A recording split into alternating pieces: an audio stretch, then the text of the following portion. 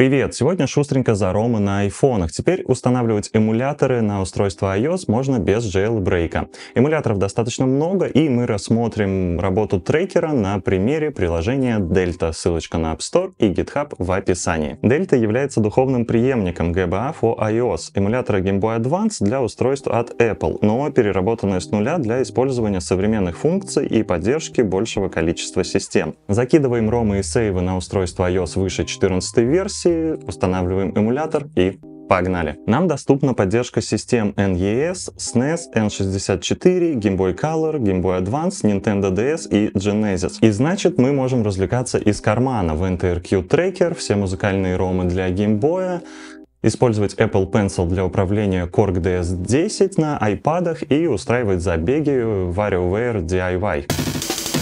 Начнем с главного. Запустив эмулятор в первый раз, вы можете не обнаружить звук. Покопаться в настройках особого смысла не имеет, и можно даже приуныть. Но решается данный вопрос просто. Необходимо вывести наш телефон из беззвучного режима по дефолту, и все будет работать отлично. Теперь про LSDJ. Загрузка и сохранение тюнов отсутствует, поскольку существует проблема с логикой памяти в субмодуле ядра Game Battle, который не обновлялся 1000 лет и который использует Delta для эмуляции системы. Открываем ROM и видим, что возможности загрузить, сохранить нету. Так что живем на сейв-стейтах. Они сразу вшиваются в SAV, и вы можете иметь обратную совместимость с тележками для кирпича. Но самое главное, что для каждого трека и файла проекта или SNG для менеджера вам придется делать отдельный сейв-стейт и подгружать все композиции по отдельности. Импорт и экспорт доступен как на вкладке выбора рома, так и в менеджере сейв-стейтов. Зажимаем иконку и выбираем необходимое нам действие. Перезагружаем ром и видим наш тюн. Delta увидит последний открытый проект из вашего сейва, если в нем есть несколько композиций. Не самое удобное решение, но оно действительно работает. Мы можем обмениваться файлами с ПК и картриджами, редачить что-то на телефоне и передавать результаты обратно. Привыкнуть можно, и у вас сразу же будет порядок в тюне, а не мое любимое одинаковое количество сейв-стейтов в каждой папке с одинаковым названием и одинаковыми треками внутри. Теперь сравним звук. Запустим Game Boy по проводу в микшер на первый канал, телефон по Bluetooth, на глаз выровню уровень громкости и никаких обработок. Приятного прослушивания!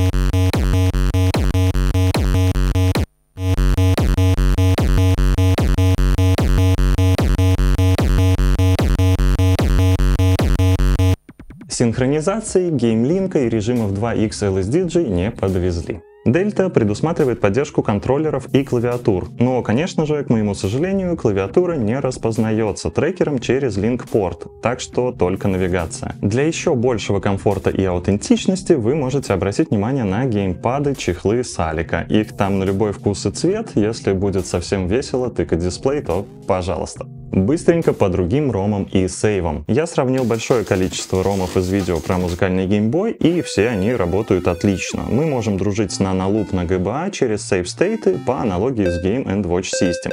Karina, Stepper, все приколы с Game Boy работают отлично, а вот для нитро-трекера на NDS придется покопаться с любимыми DLDI и пропачить ром.